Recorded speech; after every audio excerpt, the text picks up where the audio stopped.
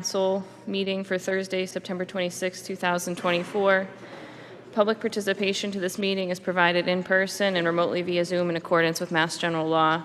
This meeting is being broadcast by Peabody TV. Remote participation can be accessed through the Zoom link on the city website. This meeting is also being recorded by the City Council stenographer.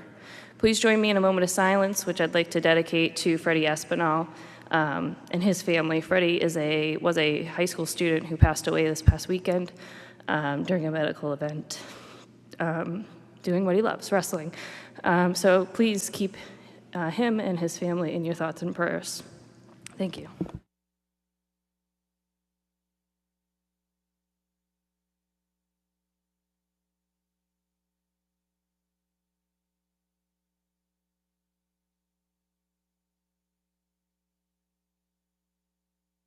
Please join me in the Pledge of Allegiance.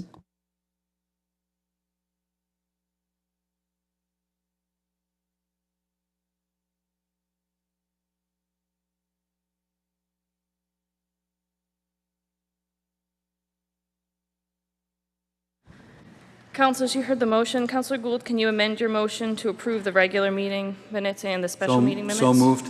Councilors, you heard the motion. Any discussion? Seeing none, all in favor, any opposed? Councilors, if there's no objection, I'll take a motion under suspension of the rules to take 10A out of order. So moved. You heard the motion. Any discussion? Seeing none, all in favor, any opposed? It's a vote. 10A is an appointment of the Children's Museum Executive Director.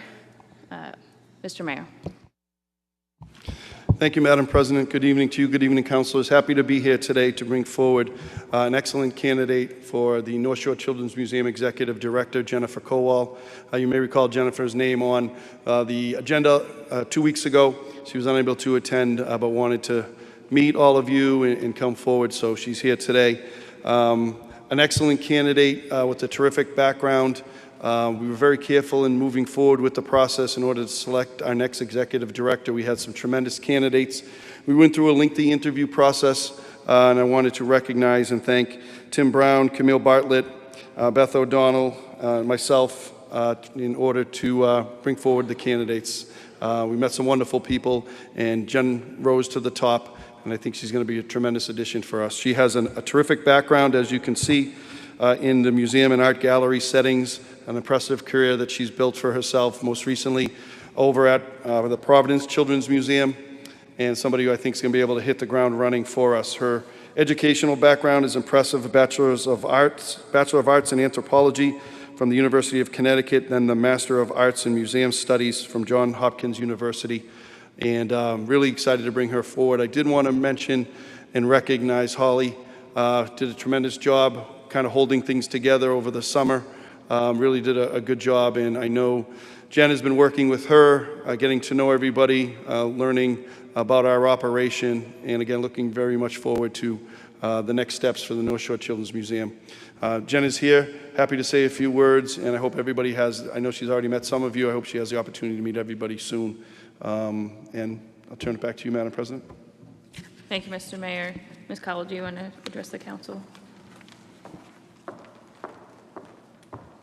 Hi, good evening. I appreciate the opportunity to speak with you all. I'm really excited to have the opportunity to join the City of Peabody's team.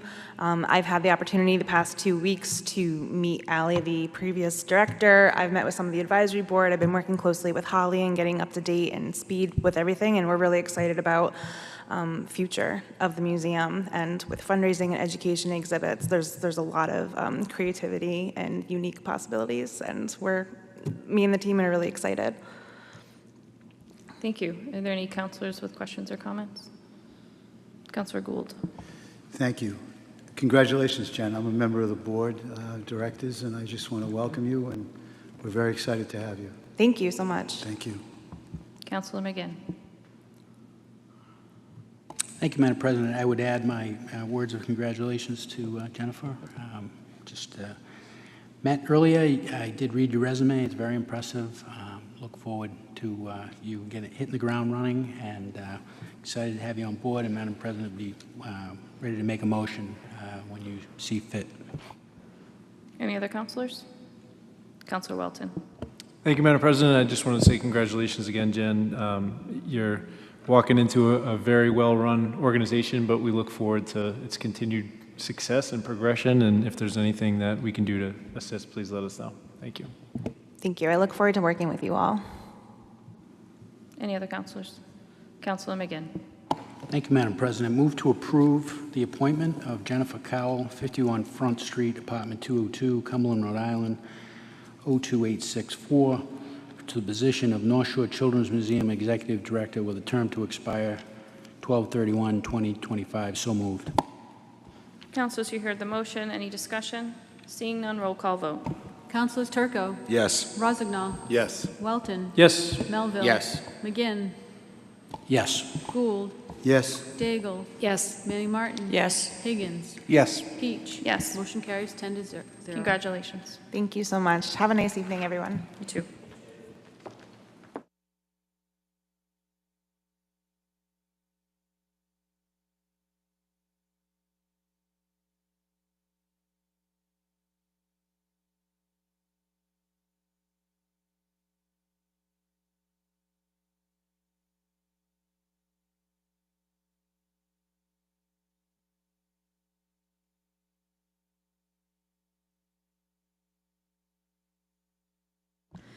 Councilors, the next item on our agenda is hearing 4A, which is a show cause hearing. This is just run a little bit different than regular public hearings.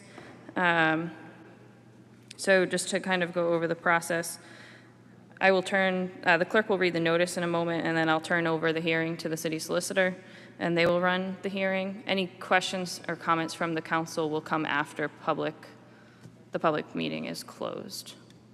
Okay. So hearing 4A is a show cause hearing for Peterbilt LLC. The clerk will read the notice. Notice is hereby given that the City Council of the City of Peabody will conduct a public hearing on Thursday evening, September 26, 2024, at 7:30 p.m. in the Frank L. Wigan Auditorium, City Hall, 24 Lowell Street, Peabody, Mass., and remotely via Zoom, to hold a show cause hearing for the purpose of hearing testimony to determine whether or not a violation reported to the Peabody City Council under date of June 3, 2024, by Ramphis Medina, Code Enforcement Officer, as it relates to Special Permit 24-2017, Condition Number 8, as issued to Peterbilt LLC, 168 to 172 Washington Street, Peabody, Mass. Said action could include the suspension or revocation of said special permit or issuance of a penalty under Section 7.13 of the Peabody zoning ordinance. For remote participation using the Zoom platform, please visit www.peabody-ma.gov under calendar on the homepage or contact the city clerk's office. Peabody City Council, Councilor Stephanie R. Peach, City Council President. At this time, I'll turn the hearing over to Attorney Khan. Thank you, Madam President. My name is Donald Kahn. I'm the city solicitor for the city of Peabody. We have a show cause hearing that's been noticed out tonight relative to a special permit that was issued to Peterbilt LLC on June 28, 2017 for property located at 168 to 172 Washington Street in the city of Peabody. And in particular, the issue for us this evening is whether there's been a violation of condition number 8, which provides that all trash and recycling shall be contained such that it is not visible from the street and adequately screened such that it is not visible to abutters, and that such trash and recycling shall be indicated on the final version of site plan and shall be approved by the Construction Review Committee and Planning Board as a function of site plan review. With us here this evening is the Inspector Ramphis Medina from the Building Department, who was involved in investigating this matter. Could you come forward, please, sir? Good evening. I am Ramphis Medina. I'm the Code Enforcement Inspector, and I'm supervised by Mr. St. Pierre, the Building Commissioner, relating this issue. And Mr. Medina, are you familiar with the property located at 168 to 172 Washington Street? Yes. And are you familiar with the special permit that this council issued relative to that property? Yes. And now you're specifically familiar with condition number 8 relative to trash. Yes. And were you asked to investigate this property to determine whether there was a violation? Yes. And did you investigate? Yes. And did you personally appear on the property? Yes. And tell the council what you observed, please. The first time I went there was February 23rd, and I was looking for evidence of rodents, and so I directed myself on the sidewalk in between the address we are discussing and the abutters on the rear, and there was evidence of rodents burrowing into a retaining wall that divides the two properties, and I saw right adjacent near to it, in close proximity, at least 3 feet away, was a rolling dumpster, and the dumpster itself is another 2 or 3 feet away from the sidewalk. And was it observable from the street? Yes. And was it screened from abutters? Could abutters see the dumpster? Yes, because it's visible to everyone on the sidewalk, and it's in plain view with nothing inhibiting it being seen from the frontage of the property. And there was no fencing or barrier around the dumpster? No. And did you speak with the owner at that time? Yes, I reached out to them with an order, informing them about rodent activity and the special permit condition. And did you follow up with a written communication? That was the written communication. And that's a letter dated February 24th, 2024? I believe the date is 28. 28th, I'm sorry. And directing your attention to that letter, did you reference condition number 8 of the special permit? Yes. And did you indicate in your letter that there was a violation of the permit? Yes. And what did you do next relative to this property, sir? When the owner received the orders, they communicated with me through email. And they were refuting my investigation and my order to correct. And I conferred with my supervisor, the building commissioner, and I was directed to issue them a fine. Before you issued the fine, did you re-inspect the property? Yes. And was that on March 21st, 2024? Yes. And what did you observe at that inspection? Was there any change relative to the conditions surrounding the dumpster? No. And was it your opinion that there was still a violation of the condition? Yes. And as a result of that, you issued a letter and you issued a fine, is that correct? Correct. And my understanding is the fine has been appealed to the Peabody District Court, is that correct? Yes. And no final action has been taken on that as of this time? No. The last that occurred was on June 26th, and the magistrate directed the owner to file for a hearing to change the condition on their permit or get into compliance, and that they should follow up with me as the inspector to verify that those things were done. And have you had occasion to go by this property since March of 2024? Yes. And has the violation been remedied? It is still in the same condition that it was originally. Okay. No. And does the condition exist as we speak, as we sit here tonight, if you know? The last I went there was yesterday, and it was still the same. Okay, thank you, sir.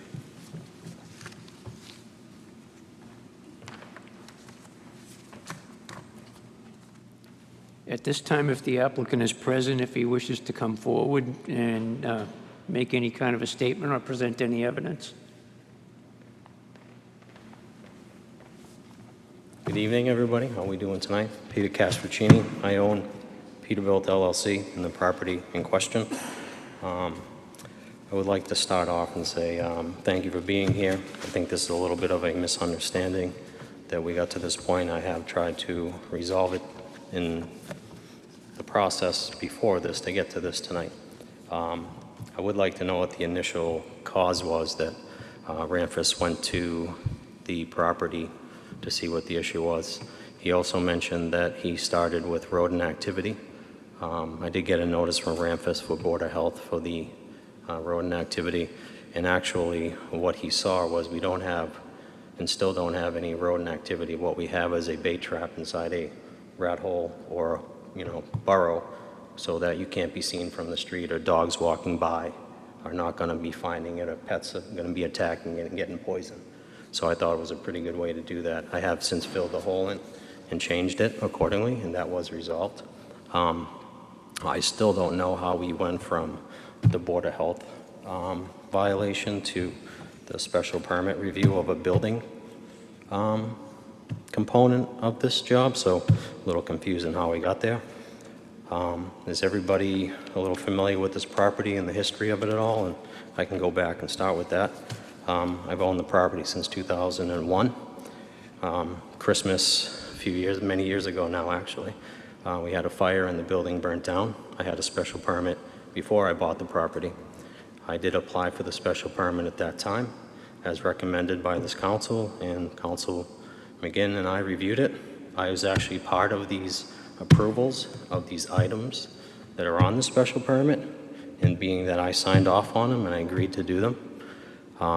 I do have some pictures that I like to hand out to show everybody a little bit of what it used to look like compared to what it is now, and the misunderstanding on the item 8 and why I've been a little hesitant to do any work on it, because I believe I do comply to the item 8 and the intent of it.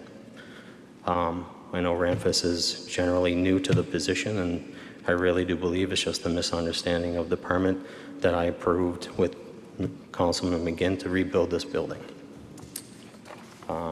If I can give a moment to pass those out, I have 5 sets. We can gladly share them if it's okay. That's fine. Motion to receive. You heard the motion to receive. We'll call this slate 3. Any discussion? Seeing none, all in favor, any opposed? It's a vote.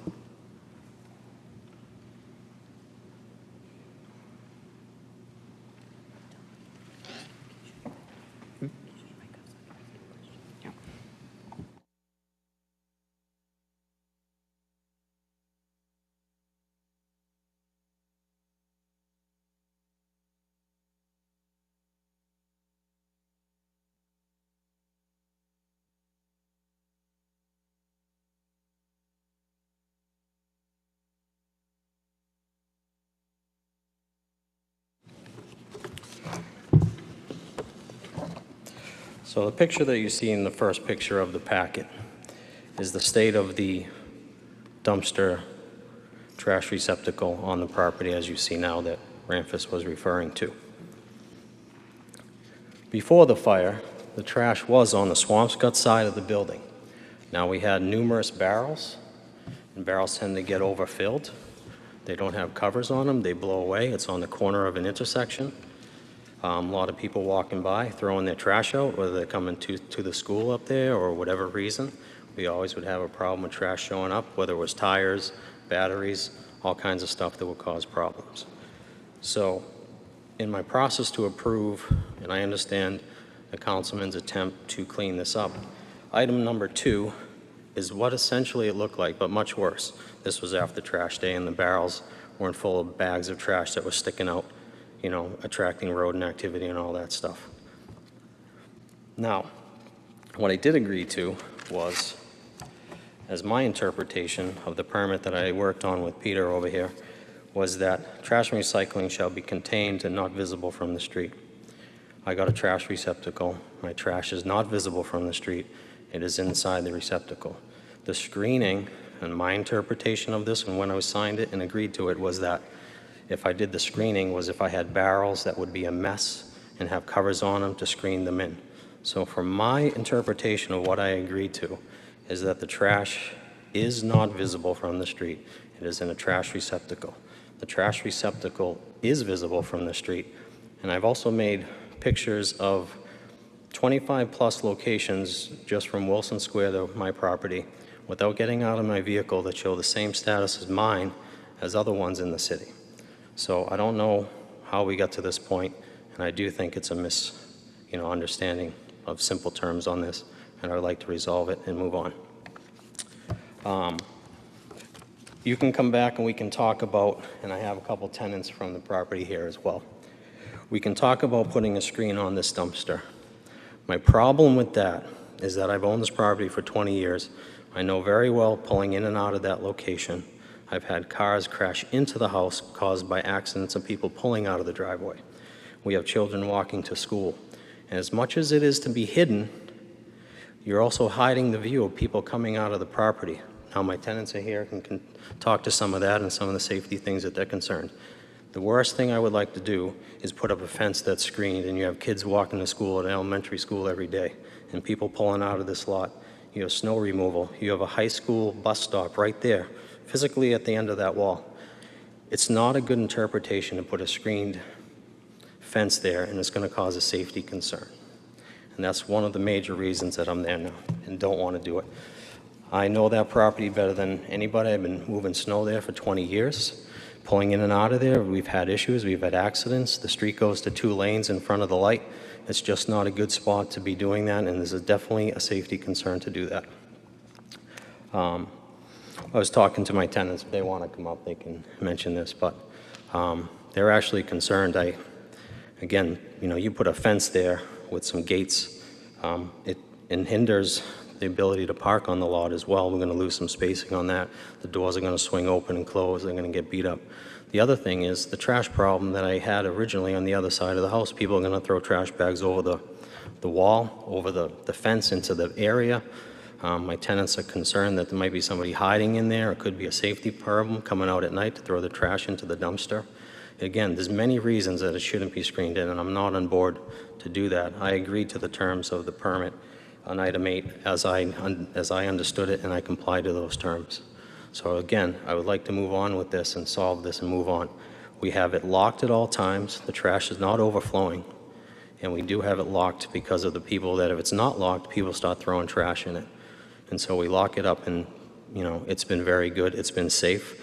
We don't have any rodent activity. You have a fence there, you're going to end up with more of a mess than it is now, and at least we can contain it and manage it as it is now.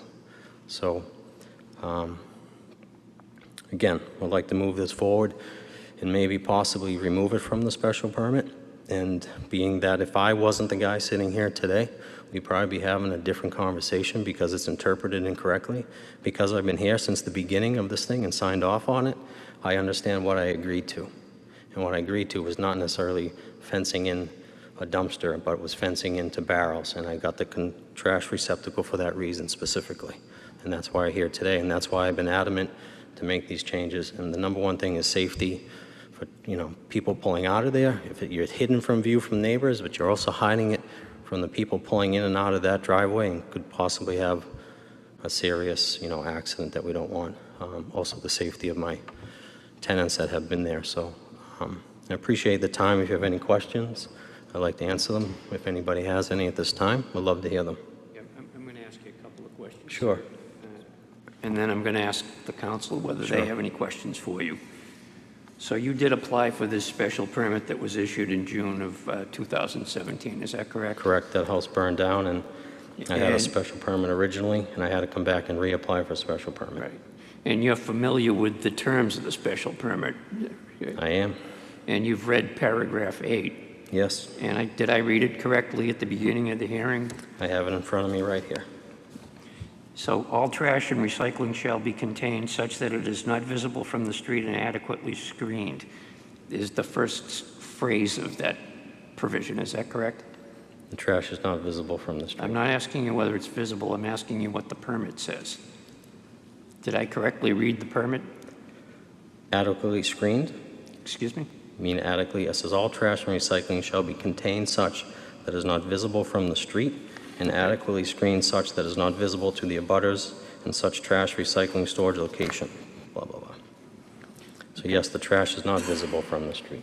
And that provision has never been modified Has since not it was been modified. since it was issued. Is that Yeah. correct? Now, also, I got Okay, occupancy. just a second. I'm just going to ask you a couple of questions, Sure. and if you could bear with me and just Sure. answer my questions, that would be great. And in February of this year, you came to know that Ramphis Medina had inspected your property. Is that correct? Yep, I got a letter from the Board of Health, Ramphis, and a letter Okay. from the building inspector side, Ramphis. And you got a letter dated February 28th, 2024, and it indicated that you had violated the conditions of your special permit. Is that correct? I got a notice stating that, but Well, here's a letter. You got this letter. yeah, I got it. And it said that there were violations of the special permit and that a show cause hearing might be necessary. Is Yeah. that correct? Yes. And what action did you take with respect to the trash receptacle after you got this letter? I called Ramphis and I talked to him about it. Okay, did you take any other action? I had numerous conversations with him and said, I don't agree with how you assessed that as special All permit. right. Did you move the receptacle? I did not move them. Did you put up any screening I did relative to not. the receptacle? Because from my point of view, the trash is hidden, it's not visible from the street. Okay. And thereafter, you received a letter dated March 21st of 2024, didn't you, sir? Yes, And it indicated that you were still in violation and a fine was imposed. Is that correct? allegedly, yes. Well, that's what the letter said. I don't agree with the letter. Yes. I'm not asking you whether you agree with the letter. I'm asking you what the letter said. Sure, yes. Now, after you received that letter, did you move the trash receptacle? I did not. Did you put fencing or did screening not. around the trash I receptacle? did not. And as we sit here tonight and you stand here, have you moved the trash receptacle from its initial position? I have not. And have you put up any fencing or I screening? have not. Okay. Thank you, sir. I have no further questions. If members of the council have questions for the gentleman? All right. I'd also like to give you guys some more information too. That Okay, let them ask their questions, Sure. and then if there's Yep. material that you wish to add, let us know. Councilor McGinn? Thank you, Attorney Khan. At this point, would it be appropriate to step through kind of the sequence of events from my perspective? It's not a question, it's more of a statement. That's fine. Thank you. So, as councilors were reminded earlier, this is the property at the corner of Swampscott Ave and Washington Street where the prior building was destroyed by a horrific fire on Christmas night of 2016. You heard the account of the current situation as summarized by the Code Enforcement Inspector, Mr. Medina. As Mr. Medina indicated, this started with a rodent complaint by area residents in February of 2024, which is what brought him to the property in the first place. He wasn't there to look at special permit condition 8. However, while he was on the property, he didn't limit what he observed to the rodent activity, which is well within his authority. Mr. Castrocini was provided about 2 months to come into compliance with the violation, and when he failed to do so, he was fined, and he's appealed the fine. Mr. Medina's summary mentioned some email communication. His written summary that is part of your package tonight mentions some email communications between himself and Mr. Castrocini between March 8th and March 11th, 2024. Mr. Castrocini also mentioned those emails. I was copied on some of those emails, and in one of those emails, Mr. Castrocini described the origin of the Condition 8 as follows. This is a quote from that email. Before this house was destroyed in a fire, Councilor Person Peter McGinn did not want/like to see 5 or 6 trash barrels and open barrels that lined the Swampscott side of the building. Bags would sometimes be overfilled and people would leave the bags outside the barrels, and even random strangers in the area would leave junk there. It was their intent of the item number 8 special permit and his inclusion of this item, not the applied intent from the letter which I received on this dumpster. The quote goes on, "Bags are out of sight and inside the dumpster, not anywhere close to the side of the property facing Swampscott side," end of quote. This is very consistent with what you heard tonight from Mr. Castrocini talking about how the trash was held prior to the fire. I want to be very clear. I do not agree in any way, shape, or form that that was the rationale for Condition 8. On March 12th of this year, I spoke to Mr. Castrocini on the phone and told him I did not agree with that, his account of what led to that special permit condition. And I further told him that I did agree with the code enforcement inspector's interpretation of Condition 8. In fact, in the lead up to special permit hearing, which was on June 22nd, 2017, I never spoke to Mr. Castrocini about conditions. Mr. Castrocini, or Peterbilt LLC, the applicant, was represented by attorney Ethan Vonsalidis. And all my communications in advance of that hearing regarding conditions were with attorney Vonsalidis via the phone and email. And I have all those emails detailing the substance of that communication. And I would add that Mr. Castrocini was copied on these emails, which included agreement to the conditions by his attorney. At the hearing itself, I rewatched the tape of the hearing, looked at the transcript. There was acceptance of the conditions and no pushback on Condition 8. It's worth noting that you heard from Mr. Castrocini tonight that he's owned the property since 2001, and I agree with that.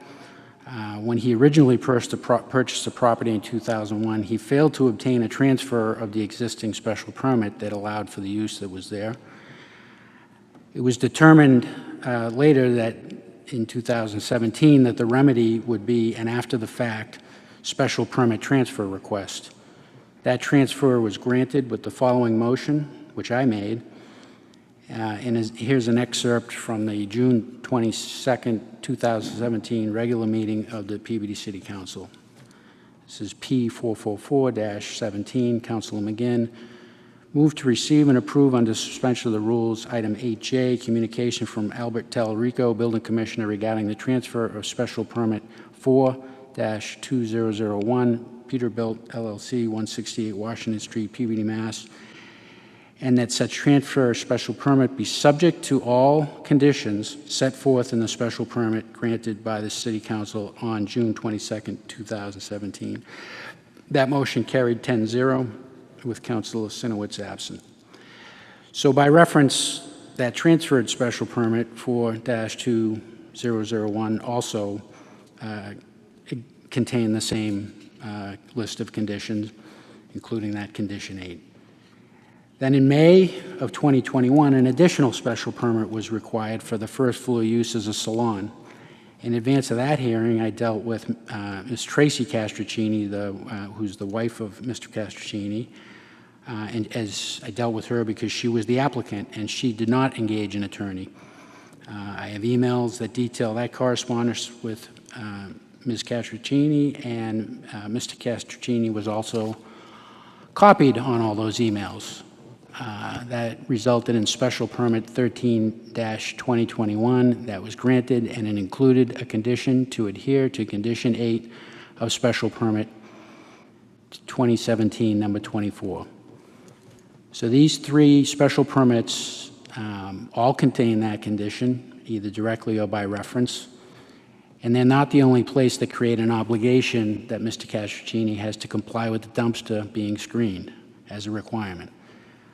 MRG Construction Management, Inc. was engaged to build the new building, and Matt Gonzalez of MRG called a meeting for September 17th, 2019, to review the City of Peabody downtown design standards for the Foster Walnut Street subdistrict. Mr. Castrocini attended that meeting.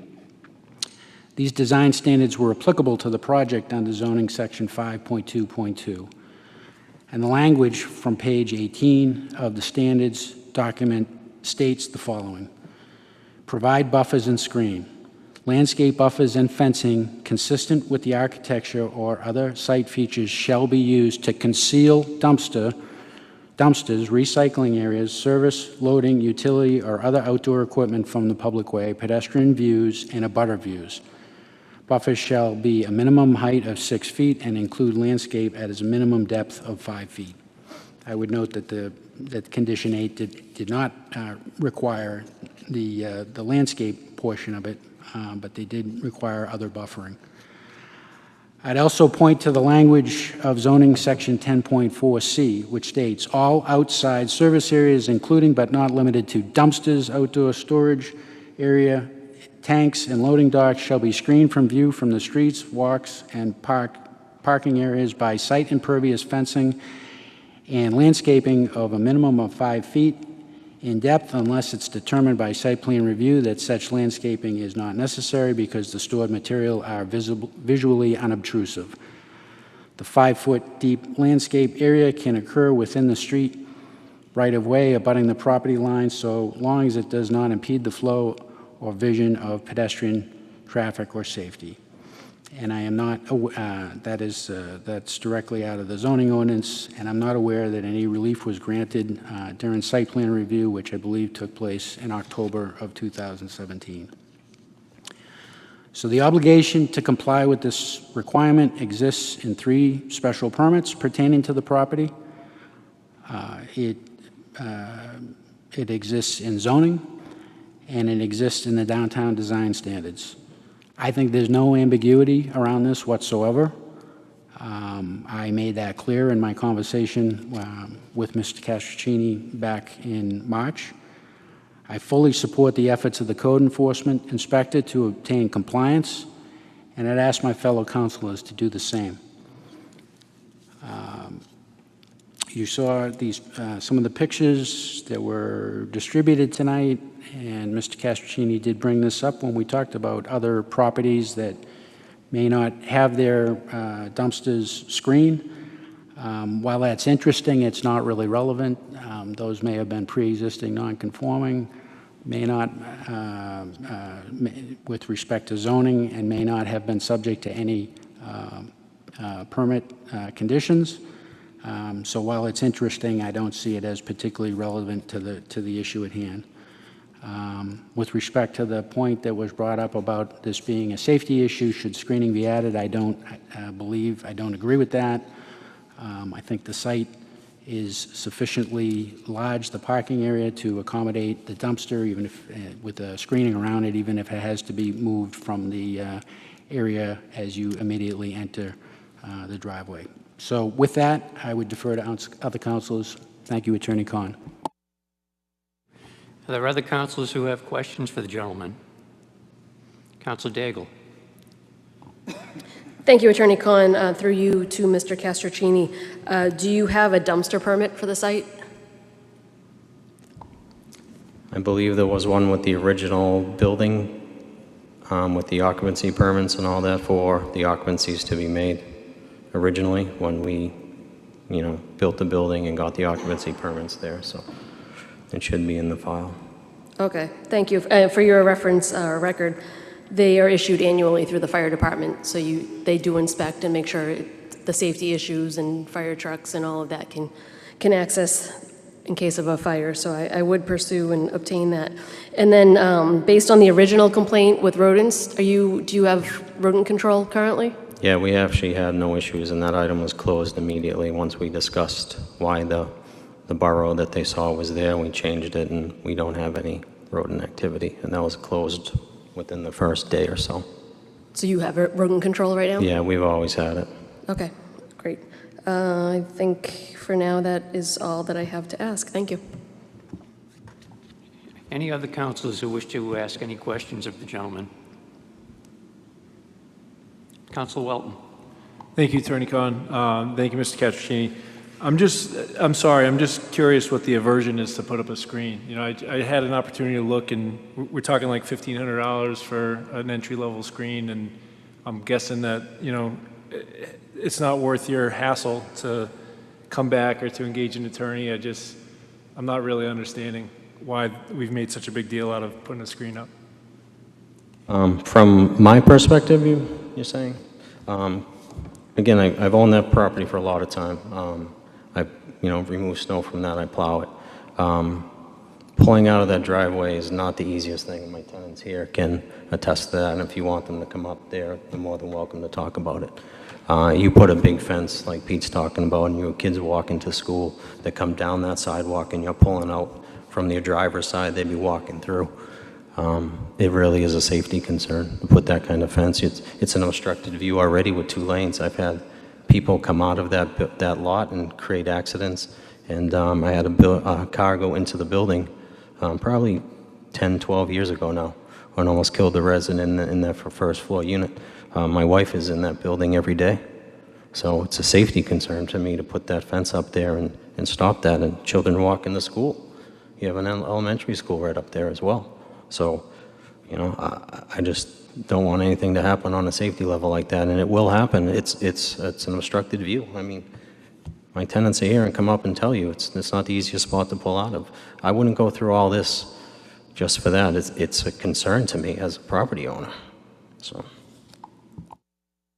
Thank you. I mean, I can definitely understand that. I live up the street on Lynn Street. I know there's obstructed views all over the place, and unfortunately, people sometimes don't take the time or care to go in and out appropriately.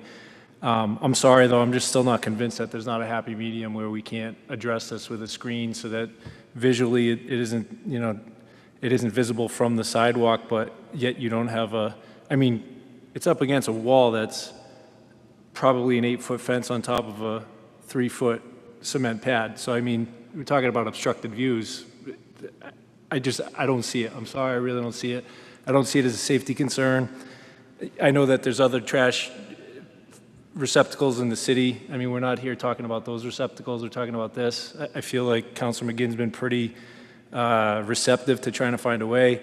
Code Enforcement Inspector Medina, that's like the most thankless job in the city. He's not trying to give you a hard time or come down on you. He's trying to do his job. And as it's in the special permit, it couldn't be more clear. I mean, it's kind of a little bit of a cute response to say you can't see the trash because it's in the container. I mean, if there was trash barrels there, we'd have you put something out front that you couldn't see there too. So, I mean, I really don't see it. I don't see the safety issue. I don't think it's worth your time. I don't think it's worth our time. And I'll defer to Councilor McGinn, but I appreciate you coming. Councilor Turco. Thank you, Attorney Khan. Yeah, great words, Councilor Welton. I couldn't agree more. Also, with that, in reference to Councilor McGinn's statement, 3 special permits.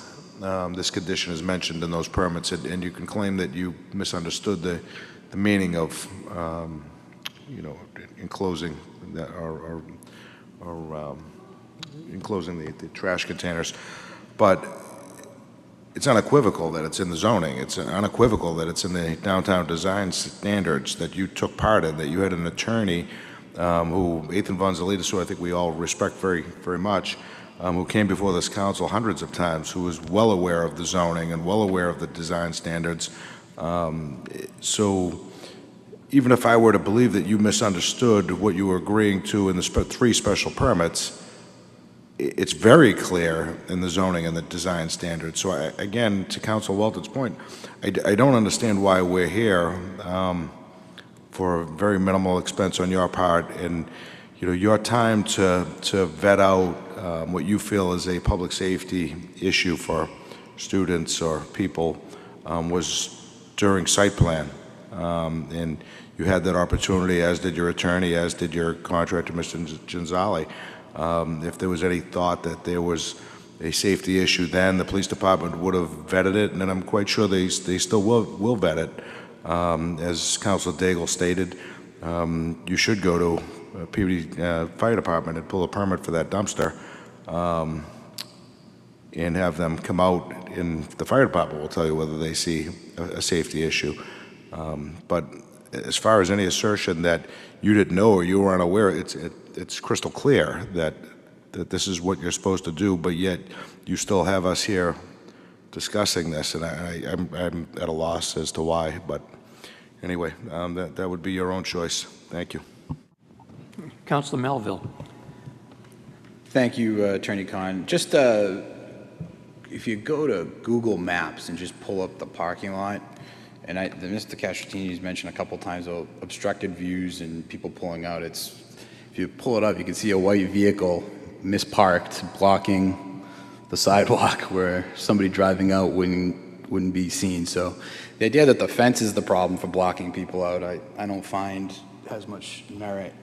Or following the special permit.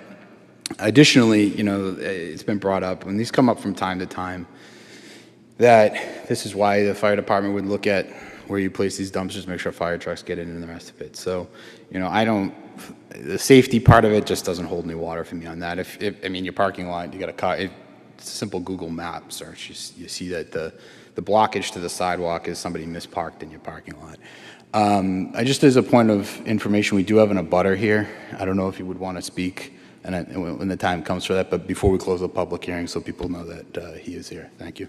Thank you, Councilor. I was going to ask if any other witnesses want to testify after this gentleman's done. Thank you, Attorney Khan. Mr. Cacciatini, can you tell me how many parking spaces you have at this property? I believe there's a total of 22 between both sides of the building. So if I look at the cover photo where the sidewalk is that what you'd call the first spot going up the side of the fence? Yeah, that little triangle is the balance of leftover area between the angled parking lots going around the lot from, clockwise, looking at it from clockwise around the lot. So you couldn't move that dumpster to one of the 22 parking spots in another area and put a fence around it, put a screen around it? The only other space is a very small triangle space on the upper right corner, which is the combination of a straight lot to a angled lot up in there. So if somebody was parked there, the trash is never going to be able to get removed. There's not just the logistics to get into that lot with a trash vehicle to lift that up. So if all the conditions were to be met, and you're saying you can't meet any of them, you couldn't put a screen around one spot with that dumpster and be in code. You couldn't do it if you had to. You just couldn't do it. What do you mean, in giving up a parking spot? Yes, giving up a parking spot and making a screen around that dumpster. Because right now you can't, you're worried about putting a screen around it. You're worried for pedestrians and other cars. Because the last spot that Yep. you But see how about moving up further into your property? in the corner of the spot, there's not a neutral spot that would fit the dumpster into the property. I'd have to give up a parking spot to somehow do that. I own a business and I have to deal with a dumpster every single day, 7 days a week, and I make it work. I make it work because I want to have it work, and the best condition for my business is to make it work. And I think, unfortunately, I think you're trying to fight it for the sake of fighting it, and I don't think it's the right advice, but... Absolutely not. My tenants behind me will contest to how difficult it is sometimes to get out of that spot. But I think you have... I don't mind discussing on how to solve this. I'm not here to fight you over it, but... But you haven't given a suggestion on how to solve it. You said I can't do it. You've said that over and over to every council's questions. Yeah. I still come back to that discussion of having the trash with barrels and overfilling bags to what it is today was what my progression was. And that's what I was progressing from what I had before the fire to what's there today. An 8-foot fence So if you're... What happens if everything comes down against you? You're going to put a fence up? We have to figure out how to do it then. That's what we're here for. I tried to talk to council. I tried to talk to originally on some discussions on this, and I made just as much as my stance is. I was getting the stance from the other side. I didn't feel that I had the progression to make any changes, and that's part of the reason we're here today. I feel there's been a wall put up on both sides for progress. Mr. Cacciatini, I see the writing on the wall, and Right now, it's not in your behalf. I think you ought to reconsider. Thank you. Councilor Higgins. Yeah, thank you, Councilor. I'm looking at the picture, the photograph, and I saw the Google Maps issue, and I see this is not a legal parking spot. However, you have people parking there, and this dumpster's on wheels. It's movable. It's clearly visible from the sidewalk, from the abutters, and it's clearly stated in the special permit that it should not be visible. It's clearly visible. And the amount of space that you have in this triangle, I don't understand how it's not feasible to put up a fence and how to screen this in. To me, it's not a matter that you can't do it, it's that you won't do it. And that's all I have to say about what the evidence that you've brought forward to us is. You're showing us a propensity to not adhere to the special permit. And I agree with Councilor Gould. If you continue to be obstinate about this, this is not really going to work out in your favor. I'm more than happy to sit down with Peter McGinn and come up with a solution to this, and I have been since day one. Is there anyone else who wishes to speak for the first time? Councilor Rossignol. Thank you. The solution's easy. Put up a fence. Right now, I drove by the dumpster on my way here. It's literally held because there's a rock holding it in place. There's a rock under one of the wheels so it doesn't roll out into Washington Street. That's what I drove by today. And even in the picture, there's a rock holding it in place. The fact that we're even having this discussion and we've wasted 45 minutes on something that is blatant, put up a fence, put it around the dumpster. Simple. You just got to do it. Sorry. Thank you. Is there anyone else who wishes to ask the gentleman any questions? Sir, do you have any other witnesses who you wish to present to testify before the council? I do not. Is there any member of the public who's here who wishes to speak relative to this matter? Sir, why don't you come forward and state your name? If you could just step back for a minute, please, sir.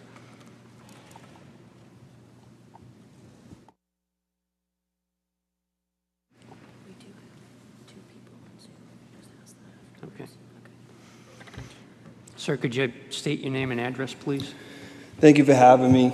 My name is Matthew Everson, and sorry, I've just been sitting a while in the water, but proud owner of Ward 2, homeowner since 2017, and just an abutter, to the property that was, a disaster, from a fire, and built this, beautiful building to kind of freshen up the corner of, Washington Street, with Sullivan's Tire, just kind of cleaning up the area. Great job, but since 2017, myself, my tenants, other neighbors, has seen a very high rate of rodents. And I'm talking holes in our lawns. One spot, another spot, fill it in, there's another one. And then it comes to the barrels, regular trash barrels. You get holes in the trash barrels from them just getting in there. Was it maybe this winter? Probably have to replace my garage door from holes. No need for pictures. You can just show up tomorrow. But it's all I have to say, just being from one abutter of the property since 2017. Thank you, sir. Thank you for having me. Thank you, guys. Madam Clerk, do we have anyone on Zoom who wishes to speak?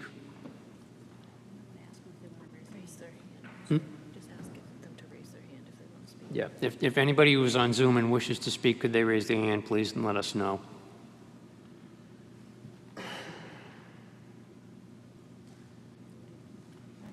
Okay, apparently there's no one. Sir, do you have any other witnesses or evidence? Oh, there's a lady in the back who wishes to speak. Please come forward.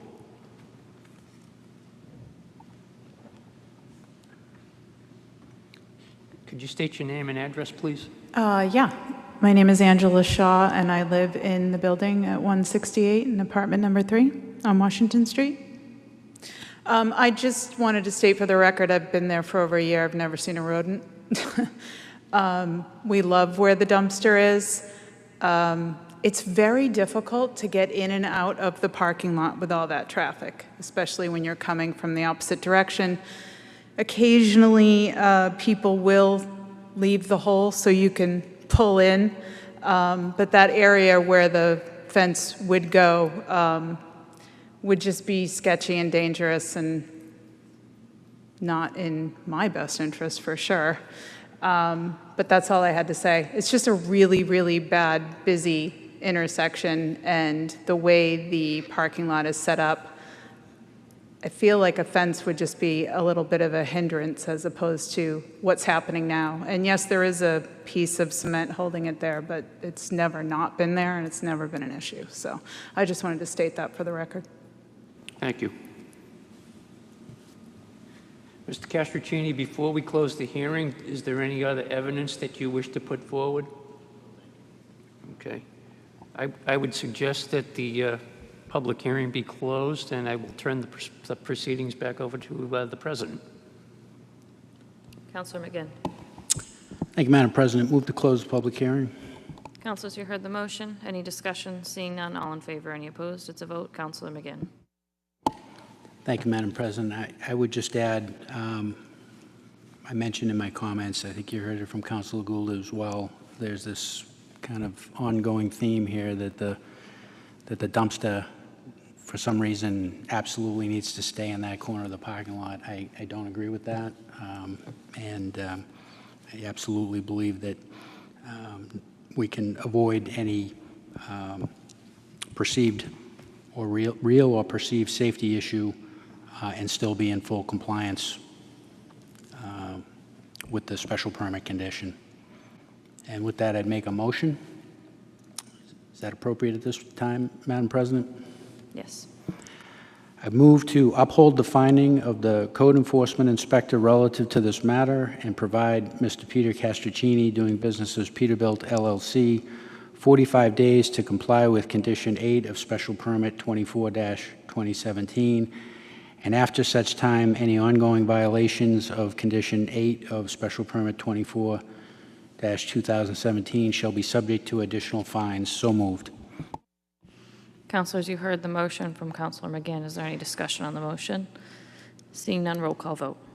Councilors Turco, Yes. Rossignol, Yes. Welton, Yes. Melville, Yes. McGinn, Yes. Gould, Yes. Daigle, Yes. Manning Martin, Higgins, Yes. Peach. Yes. Motion carries 10-0. Councilors, moving on to reports of committee. Thank you, Attorney Khan. Thank you. We met this evening as a committee of the whole. We convened in order to hold an executive session. There was a motion to adjourn to executive session. We did so, and in that executive session, we discussed potential litigation relative to the traffic issues at the intersection of Casco Road and Linfield Street.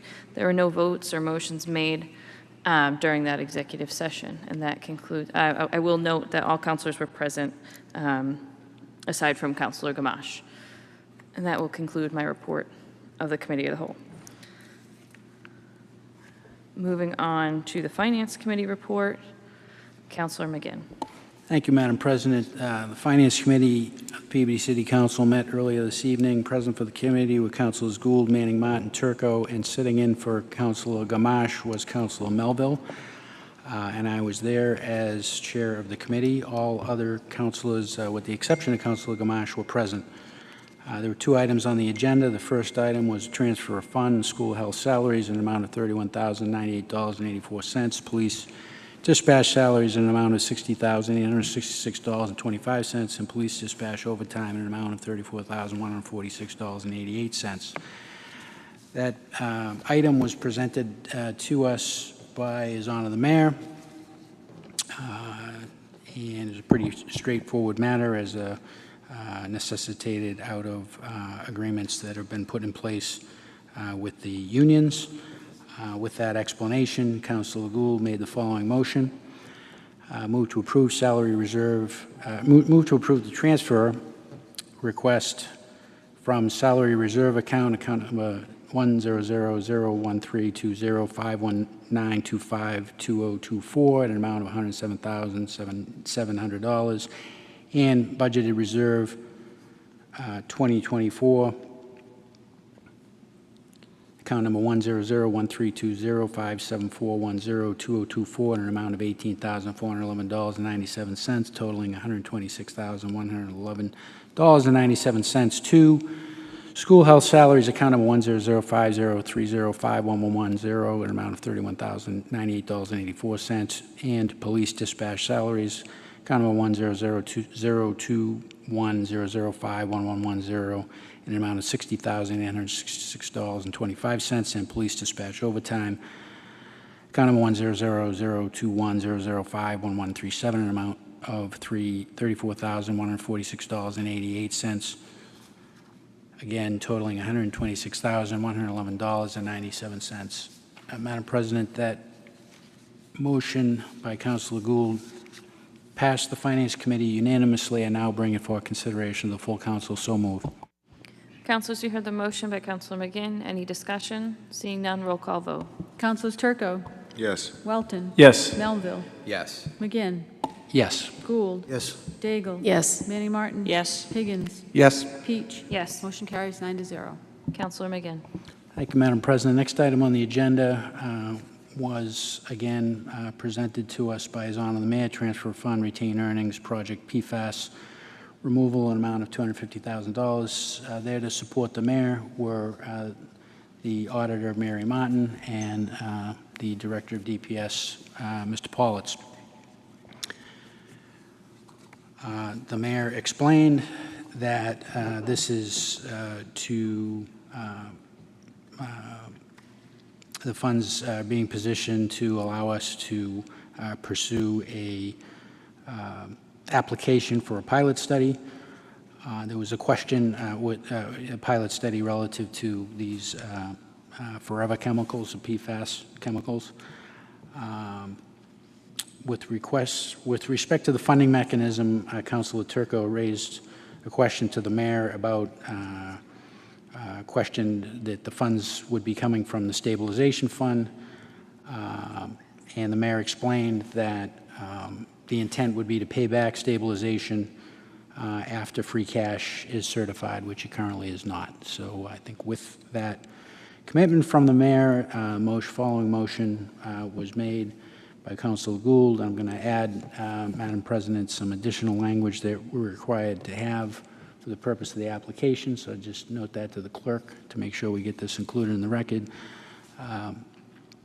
To approve the transfer from Water Assets GIS Program, account number 300003588332023, an amount of $100,000, and stabilization, account number 50000032150, an amount of $150,000, to retained earnings project PFAS removal, account number 46000031214, an amount of $250,000.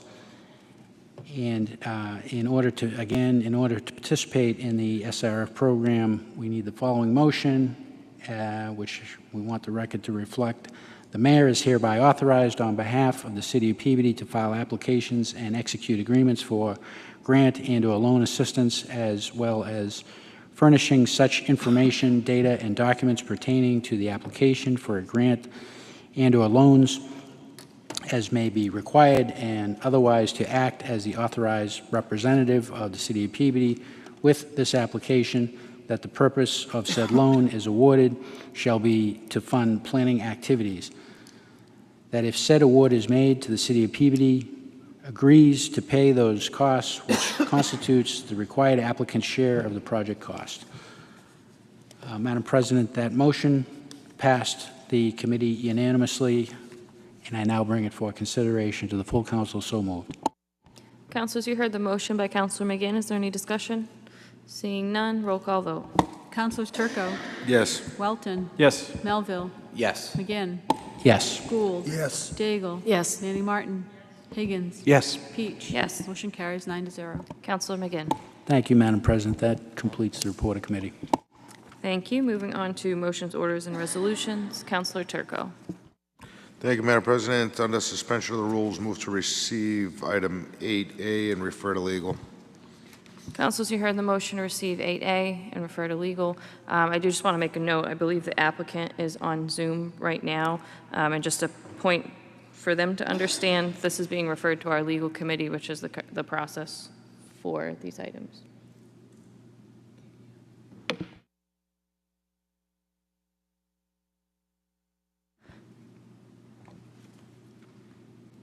Councilor Turco, could you withdraw your motion and Councilor Higgins will address? Can I withdraw the motion and what? Councilor Higgins will address the item when it gets to his, if you could withdraw your motion. Withdraw the motion. Thank you. Councilor Turco. We don't need to vote on the withdrawal. Okay, we'll just go to Councilor Higgins now. Okay, thank you, Madam President. I would like to make a motion under suspension of the rules. I would like to make a motion to receive item 8A and refer to Legal Affairs and to ask the city clerk to solicit comments from all department heads. So moved. Councilors, you heard the motion by Councilor Higgins. Any discussion? Seeing none, all in favor, any opposed? It's a vote. Councilor Higgins, are you all set? I have no further motions or resolutions. Thank you. Councilor Turco. Okay. All right. Under suspension of the rules, move to receive and approve item 9B, all papers being in order. Banner request, Bishop Fenwick High School, 99 Margin Street. Councilors, you heard the motion on 9B. Any discussion? Seeing none, all in favor, any opposed? It's a vote. Councilor Turco. Madam President, would you like me to receive these 3 documents that were in exec session, or do we not receive those documents? Councilor, no, those are part of the executive session and not received into public record We yet. shall not receive them then. Thank you. All set. Thank you. Thank you. Councilor Welton. Thank you, Madam President. Under suspension rules, move to receive item 8C and refer to municipal safety for a forthcoming meeting. So moved. Councilors, you heard the motion on 8C. Any discussion? Seeing none, all in favor, any opposed? It's a vote. Councilor Welton. Thank you, Madam President. I'd also like to request Department of Public Services or the Peabody Traffic Division, whichever more appropriate, to address a broken speed detecting sign on Lynn Street, directly across the street from 195 Lynn Street. So moved. Councilors, you heard the motion by Councilor Welton. Any discussion? Councilor Turco. Thank you, Council Walton. And on that same motion, if you don't mind, there's also a broken one on Bartholomew Street. If we could add that to the same motion, the 2 speed detectors. I'd be happy to amend it as such. So moved. Councilors, you heard the amended motion. Is there any discussion? Seeing none, all in favor, any opposed? It's a vote. Councilor Welton. Thank you, Madam President. No further motions this evening. Thank you. Councilor Melville.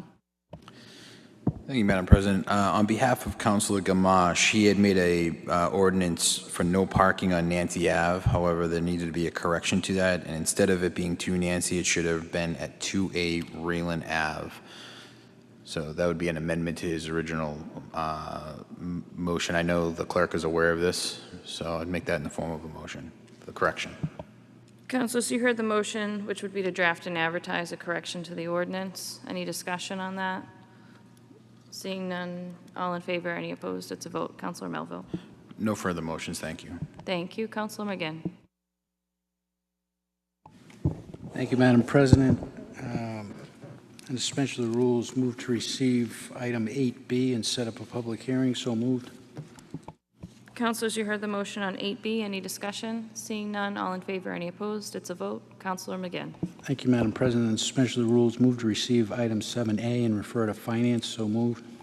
Councilors, you heard the motion on 7A. Any discussion? Seeing none, all in favor, any opposed? It's a vote. Councilor McGinn. Thank you, Madam President. Just a question to the clerk, through you. 9A, this is the same address and business that we had received a prior application for, that we had referred to the city solicitor, and I believe they now want to withdraw that application. Is that correct? The earlier application that we received and referred on the 22nd of August. Correct, Counselor. They removed one of the names from the application.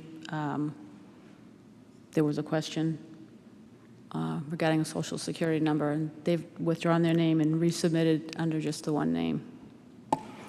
So I'd move to allow the application that this council received on August 22nd, 2024, to be withdrawn without prejudice. So moved. Councilors, you heard the motion. Any discussion? Seeing none, all in favor, any opposed? It's a vote. Councilor McGinn. And relative to that, there was, that matter was referred to the city solicitor for a legal opinion that we no longer need. So I would move to nullify that earlier request. So moved. Councilors, you heard the motion. Any discussion? Seeing none, all in favor, any opposed? It's a vote. Councilor McGinn. Thank you, Madam President. And we finally got there. I would move to receive item 9A and set up a public hearing. So moved. Councilors, you heard the motion on 9A. Any discussion? Seeing none, all in favor, any opposed? It's a vote. Councilor McGinn. Thank you, Madam President. And I somewhat heard Councilor Turco asking you a question about some documents. Was one of them late too, or? No, Councilor, we still need to receive, I believe, late 1 and 2. So can we receive late 2 and refer to the Casco matter? So moved. Councilors, you heard the motion, receive late 2 and refer to the committee of the whole Casco matter. Is there any discussion? Seeing none, all in favor, any opposed? It's a vote. Councilor McGinn. Thank you, Madam President. No further motions. Councilor Gould. Thank you, Madam President. Under suspension of the rules, move to approve the banner request for Bishop Fenwick High School. 99, already done? Is that done? Oh, okay, just making sure. No further motions. Thank you. Thank you, Councilor. Councilor Daigle. Thank you, Madam President. No motions this evening. Thank you. Thank you, Councilor Manning Martin. Thank you, Madam Chair. Under suspension of the rules, motion to receive item 8C and refer to municipal safety. So moved. Councilor, we've already received that. 8C? Yes, Councilor Welton received it and referred to committee. Okay, well, may I speak on the documents that I submitted? Sure. Thank you. I have been trying to schedule a municipal safety meeting, but been having some scheduling conflicts with Captain Richards. So just for those of you who are waiting for some items to come out of municipal safety, that is the reason. So we'll get to them as soon as I can schedule one. Thank you. Thank you, Councilor Higgins. Anything else? Thank you, Madam President. Are we looking to receive late 1 still? Under suspension of the rules, I'd like to receive late 1.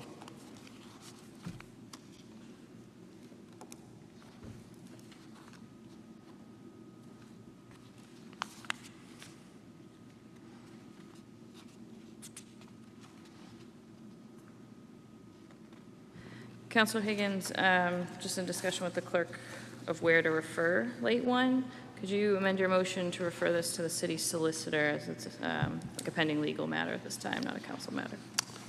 I'll revise the motion to receive late 1 and refer to the city solicitor. Councilors, you heard the motion. Any discussion? Seeing none, all in favor, any opposed? It's a vote. Councilor Higgins. No further motions or resolutions.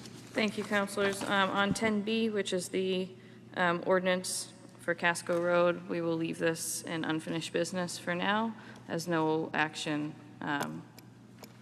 has been taken from our meetings. And with that, I'll take a motion to adjourn. We are adjourned.